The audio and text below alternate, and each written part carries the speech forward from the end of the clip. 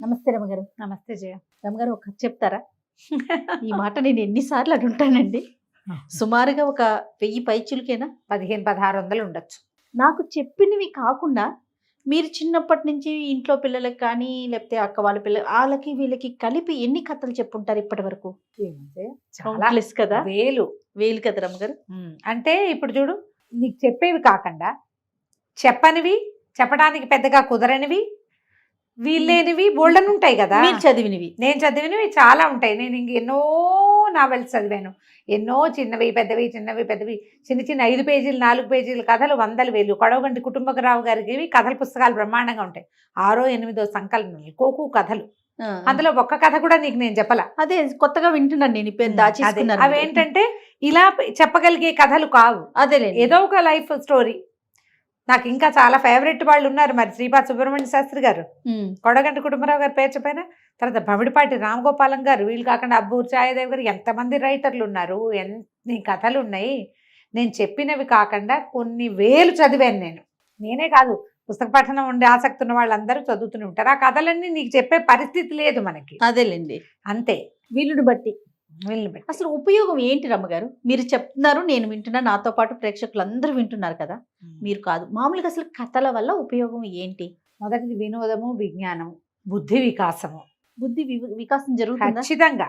చెప్పే విధానం బట్టి ఉంటుందా? విధానం అంటే కథని మనం సందర్భానుసారంగా ఓ కథ చెప్తాం అనుకో జయ. ఆ సందర్భాన్ని బట్టి మనకి కథ అర్థమైతే ఈ సిచ్యువేషన్లో ఎట్లా యాక్ట్ చేయాలి అనేది తెలుస్తుంది. ఇప్పుడు పంచతంత్ర కథలు ఉన్నాయి. ఏ సిచ్యువేషన్లో రాజు ఎలా స్పందించాలో చెప్పబడిన కథలు అవి. రాజులే కాకుండా అవి సామాన్య మానవులు అందరూ వాడుకోవచ్చు. ఎవరితో ఎలా ఉండాలి, ఎవరితో జాగ్రత్తగా ఉండాలి, ఎవరితో ఎలా ఉండకూడదు, ఏ పరిస్థితిలో ఎవరు ఎలా యాక్ట్ చేయొచ్చు, యాక్ట్ చేయకూడదు. బుద్ధి వికాసం ఖచ్చితంగా వస్తుంది కథలతోటి. దాన్ని తీసుకునే తీరు, సత్కాలక్షేపం కూడా. టైం వేస్ట్ చేయకుండా మనం ఏదో కాలక్షేపం చేస్తాం, అది మనకు ఉపయోగపడుతుంది. ప్రతి విషయము ఎక్కడో చోట ఉపయోగపడుతుంది. మానసికమైన పరిణతి కథల వల్ల లభిస్తుంది జయ. నా ఉద్దేశం మాత్రం అదే. ఏదైతే మనం సుమన్ టీవీలో కథల సిరీస్ స్టార్ట్ చేసాం, అంతకుముందు చాలా మంది చెప్పారండి. పేపర్లో మనం స్టోరీలు వింటూ ఉంటాము, చాలా మంది చెప్పే వాళ్ళని కూడా చూసాం. అంతా కూడా సింగిల్గా చెప్పింది, ఎవరికి వాళ్ళు ఇండివిజువల్గా వాళ్ళకి ఒక స్టోరీ చెప్పడం, లేదా ఒక పేపర్లో ఒక స్టోరీ రావటం, లేదా వాయిస్లో రావటం. ఫస్ట్ టైం ఇట్లా 1+1 కూర్చొని ఒక స్టోరీని అందించి అది మనమే మొదలు పెట్టాం. ఆ క్రెడిట్ నిజంగా మనకే దక్కుతుంది అనుకోవాలి. నా తర్వాత చాలా మంది చేసిన మన దాంట్లో కూడా నా క్రెడిట్ ఇంకొకళ్ళకి రాలేదు. నేను బాగా నచ్చాను ప్రజలకి. అంటే మీరు చెప్పే తీరు, ఇప్పుడు ఒక్కొక్కరు ఒక్కొక్క విషయానికి కనెక్ట్ అవుతారు కదా. ఆ కనెక్టివిటీ అనేది మీ దగ్గర కథల రూపంలో ఉంది అంతే. అది ప్రేక్షకులు ఆదరించారు, మనం చెప్పుకుంటూ పోతున్నాం. దానికి తగిన సబ్జెక్టు మీరు గ్యాదర్ చేసుకుంటూ ఉన్నారు. చదవటం వల్ల మరి ఎంత చదవాలి, ఎంత తీసుకోవాలి, ఎంతవరకు చెప్పాలో మనం చెప్పాల్సి. మీరు స్టోరీ అనేసరికి చాలా పెద్దది ఉంటుంది కదా. ఏది అవసరమో ఏది అవసరం లేదో దాన్ని కుదించి మెయిన్ పాయింట్స్ వరకు చెప్పి, సో పలకరించిన ప్రతి ఒక్కరు అడుగుతారండి, రమగారిని అడిగామని చెప్పండి ఒకటి, ఆవిడ చెప్పే స్టోరీస్ బాగుంటాయి, చాలా బాగుంటాయి, ప్రతిరోజు మీ స్టోరీతోనే పడుకుంటున్నాం, అలాంటి వాళ్ళు ఉంటారు. అబ్బాబ్బా, ఎంత ఆనందం అనిపిస్తుంది అంటే చాలా సంతోషం. కథలకి చాలా ప్రయోజనాలు ఉన్నాయి జయ. మీరు ప్రధానంగా ఒకటి ఆలోచించండి. ఇప్పుడు నేను చెప్తున్నా, నాకు మీరు కనెక్ట్ అయ్యారు, మీరు మీ పిల్లలకు చెప్తారు, మీ పిల్లలు మీకు కనెక్ట్ అవుతారు. మనం కలిసి ఉండటానికి ఇది ఉపయోగిస్తుంది జయ, చాలా ఉపయోగపడుతుంది. పిల్లలు ప్రధానంగా ఏంటంటే తల్లుల కంఠం వినడానికి, ఆ సూదింగ్ దానికి అలవాటు పడతారు. దీనికి ఏదైనా ఏజ్ లిమిట్ ఉంటుందా రమ్మగారు? ఏముండదు జయ. మన వాయిస్ ని వినటానికి అంటున్నారు కదా, కంఠం వినటానికి ఎప్పటి వరకు వాళ్ళు కనెక్ట్ అయి ఉంటారు మన గొంతుతో? ఎప్పటి వరకైనా కనెక్ట్ అయి ఉంటారు జయ. ఏ విషయమైనా మనం మన పిల్లలకి చెప్పగలుగుతాం దీనివల్ల. ఇప్పుడు మా మరిది 45, 44, 40 ఉన్నట్టే ఆఖరి మరి. మా వసంతక్కయ్య అంటే చాలా ఇష్టం తనకి. ఏదైనా ఫంక్షన్లో కలిస్తే ఠకీమని దగ్గర కూర్చున్నాడు, వసంత వదిన ఒక కథ చెప్పు అని. ఆయన ఒక వేద పండితుడు, 100 మంది శిష్యులు ఉన్నారు తనకి. అది వేద పాఠశాలకు వెళ్తుంటారు, పాఠశాలకు వెళ్తాను కదా నేను. ఖచ్చితంగా వసంత వదిన ఒక కథ చెప్పంటే నవ్వుతుంది మా వసంత. వీడికి నా గొంతు ఇష్టం, చాలా సంతోషంగా ఉంటుంది అనమాట. నా గొంతు ఇష్టం అని చెప్పలేకపోతాం కదా. ఇప్పుడు నా గొంతుకు కాదు, వసంత వదిన గొంతుకు కనెక్ట్ అవుతాడు తను. అట్లా ఉంటారు, తను మాట్లాడితే ఇష్టం. పిల్లలకి అది ఉంటుందా రమ్మగారు? గ్యారంటీగా ఉంటుంది, గ్యారంటీగా. ఎలాంటి విపత్కర పరిస్థితుల్లో అయినా మనం పిల్లల్ని మన వైపు తిప్పుకోగలుగుతాం, మనం అదే అలవాటు చేస్తే మన మాట వినేలాగా చేసుకోగలుగుతాం. ఫస్ట్ నుంచి చేస్తే గనక చెయ్యాలి, ఆ, చిన్నప్పటి ఆ. నుంచి చేయాలి. ఇది మంచి అలవాటు. చదవటం ఇట్లా కొన్నాళ్ళు ఏదో శాస్త్రానికి చేసినట్టు చేసి మానేయడం అయితే కాదు. Regular practice. Regular practice. నేను ఇప్పుడేం కథలు చెప్పను జయ, కానీ మా వాడు ఒక క్యారెక్టర్ పేరు ఏదో చెప్తాడు, అది అడుగుతాడు, అమ్మా ఆ రాక్షసుడు అదేదో పేరుంది వచ్చింది ఇక్కడ, వీళ్ళెవరు అని. దాని మీద ఓకే, దాని మీద విషయం మీరు చెప్తారు. ప్రేక్షకులకి ఇంత దగ్గర అవటానికి ఇంకో కారణం ఏంటంటే చదువుకోని అవసరం లేదు. మనం స్టార్ట్ చేసిన ఈ సిరీస్ లో వాళ్ళు చదవక్కర్లేదు, వాళ్ళు పనులు చేసుకుంటూ అమ్మల స్టోరీలు వినేసి ఒక మదర్ గారు, ఇప్పుడు నేను చెప్తున్నాను రమ్మగారు, ఇప్పుడు మీతో ఉంటాను కాబట్టి నాకు గుర్తుంటది. ఇన్ని స్టోరీల మీద మర్చిపోతూ ఉంటాను. నేను కూడా ఏం చేస్తాను, మీ స్టోరీని పెట్టుకుని వింటా, వింటాం, ఏదో పని చేసుకుంటూ వింటా. అది నాకు, నేను చెప్తానికి నాకు ఈజీ అవుతుంది. ఇది ఒకటి మనకి చాలా మార్గాన్ని సుగమం చేసింది అనుకోవాలి. చాలా దగ్గరగా వాళ్ళ ఇంట్లోకి వెళ్ళిపోయాం అనమాట.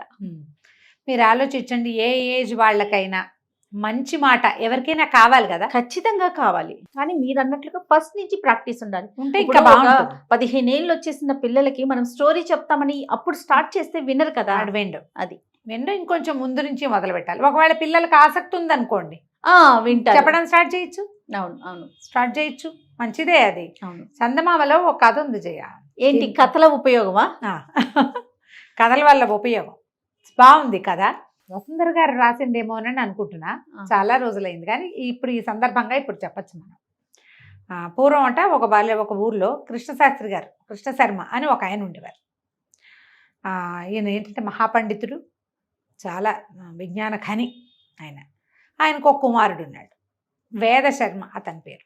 ఈ కృష్ణ శర్మ గారు ఆ పాండిత్యంతో ఆ శిష్యులు వాళ్ళు వీళ్ళు ఉండేవాళ్ళు, అందరికీ మంచి మంచి కథలు అవి చెప్పేవారు, కథా కాలక్షేపంగా ఉండేది. అయితే ఈయన కుమారుడు కూడా బాగా చదువుకున్న వేద శర్మ రాజుగారి దగ్గర ఉద్యోగం చేస్తారు, వేద పండితుడిగా, ఆస్థాన పండితుడిగా ఉన్నాడు. తండ్రి తాలూకు ఈ పద్ధతి అతనికి పెద్ద నచ్చేది కదా. సాయంకాలం అయ్యేసరికి వాకిట్లో ఎవరో జనం చేరేవాళ్ళు, అందరికీ మంచి మంచి కథలు చెప్పేవారు. ఈయన జీవన రహస్యాలు బోధిస్తూ ఉంటే, ఎందుకు నాన్న ఇట్లా కథాకాలక్షేపం చేస్తావు, ఎందుకు ఇది, నీ విజ్ఞానాన్ని వృధా చేసుకుంటున్నావు, నువ్వు విజ్ఞానం వృధా అయిపోతుంది అనేవాడు. అయితే ఈయన కథల వల్ల చాలా ప్రయోజనాలు ఉన్నాయిరా, నీకు తెలీదు, సందర్భానుసారం ఎప్పుడో నీకు అర్థమవుతుందని వారు. అయితే ఒకసారి ఏమైంది, రాజుగారి పని మీద ఈయన ఇంకా మయూర దేశమో ఏదో మయూర ద్వీపం, ఒక ద్వీపాంతరవాసానికి వెళ్ళవలసి వచ్చింది. వెళ్తున్నాడు ఆయన. వెళ్తుంటే వేద శర్మతో పాటు కృష్ణ శర్మ గారు కూడా వెళ్ళేసరికల్లా సరే రాజుగారు వాళ్ళు వీళ్ళు చాలామంది చేరారు, మరి అక్కడ ఆగిపోవాల్సి వచ్చింది. వీళ్ళు ఆగిపోతే రాజుగారు ఆతిథ్యం ఇచ్చారు. రాజుగారి విదూషకుడు కూడా వీళ్ళ ప్రాంతం వాడే అక్కడికి వెళ్ళి స్థిరపడిపోయాడు ఆ మయూర ద్వీపంలో. అయితే ఏమైంది, వీళ్ళేమో శాకాహారులు, మధ్య మాంసాదుల జోలికి వెళ్ళే వాళ్ళు కాదు, అక్కడ అలా అలవాట్లున్న ప్రాంతం అనమాట అది. సరే అందరు భోజనాలకి వాటికి కూర్చుంటే ఈ విదూషకుడు వేళాకోళంగా ఒక 1 డజన్ మద్యాల పేర్లు చెప్పి, పిట్లలో ఎదుపుచ్చుకుంటారండి తమరు అన్నాడు. అనేసరికల్లా ఈయన వేద శర్మ, ఈయనకి ఏం అలవాటు ఉంది, ఇది వెళ్ళిపోయి నాకు అవేమిటో తెలియదండి అంటే అందరూ నవ్వారు. అయితే రాజుగారు లాంటి పెద్ద మనుషులు నవ్వలేదు, కానీ మిగిలిన వాళ్ళంతా నవ్వారు. అయితే ఈ కృష్ణ శర్మ గారు చెప్పారట, తండ్రి ఉన్నాడు కదా, ఇలాంటిది ఒక కథ ఉంది. పూర్వం ఒక రాజహంస ఒకటి ఒక అడవిలో ఉన్న కొంగల చెరువు దగ్గర ఆగింది. కొంగలు రాజహంసకి ఆతిథ్యం ఇచ్చాయి. ఈ ఆతిథ్యం ఏంటంటే, బాగున్నావా, ఏ ఊరండి మీది కనుక్కున్న తర్వాత, ఏమన్నా తింటారా, నత్తలు తింటావా, పీతలు తింటావా, ఎండ్రకాయలు తింటావా, చిన్న పొన్న చేపలు ఉన్నాయి అవి తింటావా అని కొంగలన్నీ అడిగినాయి. అడిగితే రాజహంసంది, అవేమిటో తెలీదు, నేను అవన్నీ తిన్ను అనేసరికల్లా కొంగలకి, ఇంత చక్కగా ఉన్నావు, అవేవి తినకుండా నువ్వు ఎట్లా బతుకుతావు అంటే, లేత తామరతూళ్ళు తింటాను అని చెప్పింది. కొంగలు ఆశ్చర్యపోయినాయి. అలాగే ఉంటుంది అన్నాడు. అనగానే చుట్టుపక్కల వాళ్ళంతా విరగబడి నవ్వారు. ఇప్పుడు ఈయనకి మద్యం తెలియకపోతే ముందు నవ్వు ఎక్కిరిచ్చారు, అది కూడా తెలియదా అని.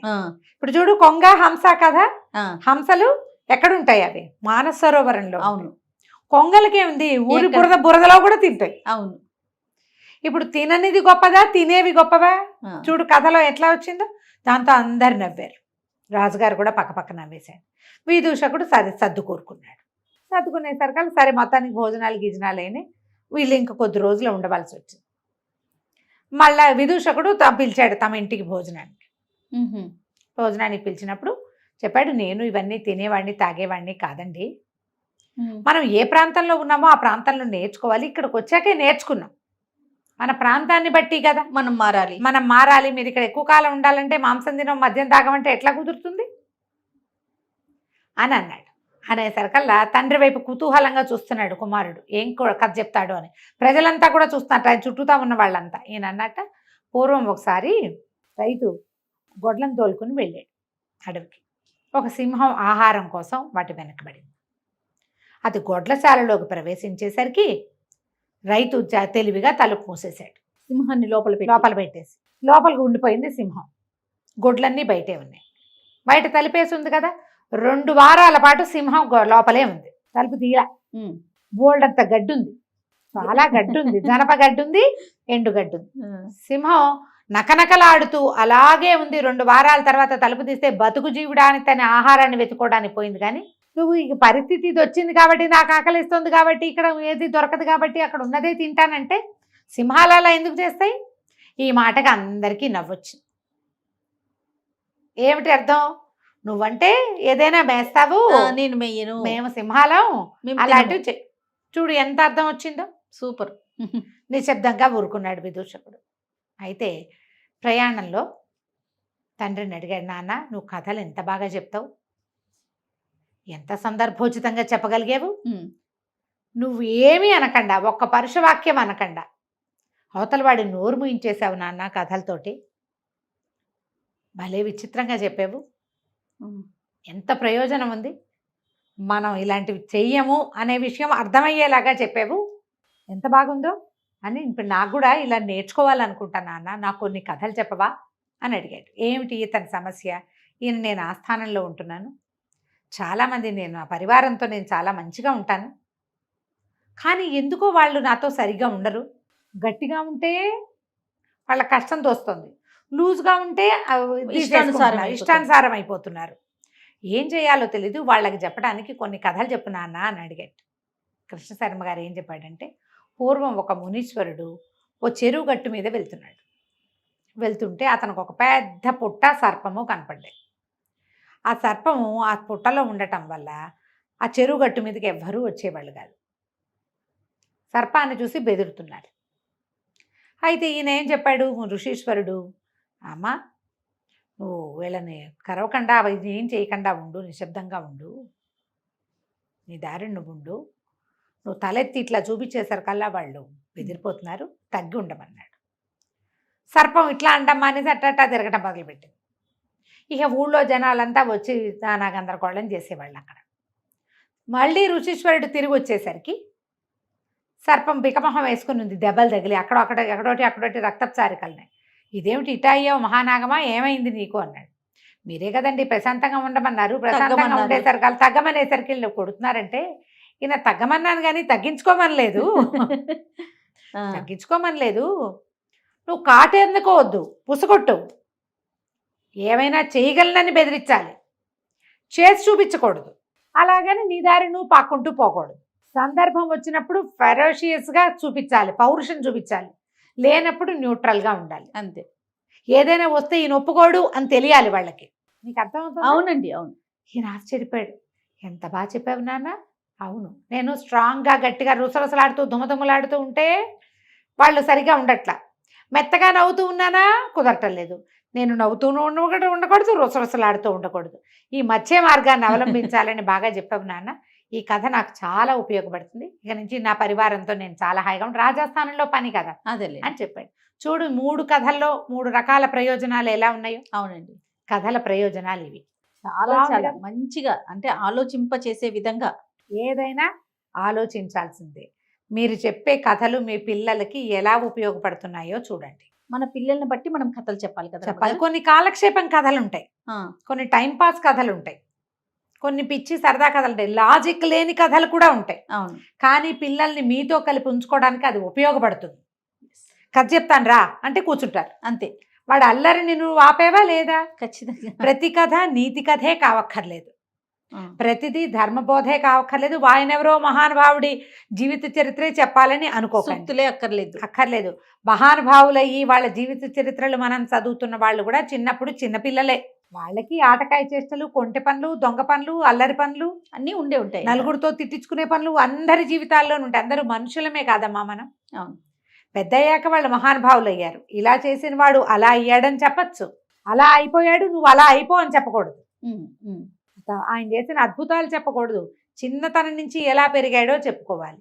అది చెప్పకపోయినా పర్వాలా, ప్రతిసారి మనం అలాంటివే చెప్పాల్సిన పనే లేదు అసలు. ఎలాంటి కథలైనా చెప్పచ్చు.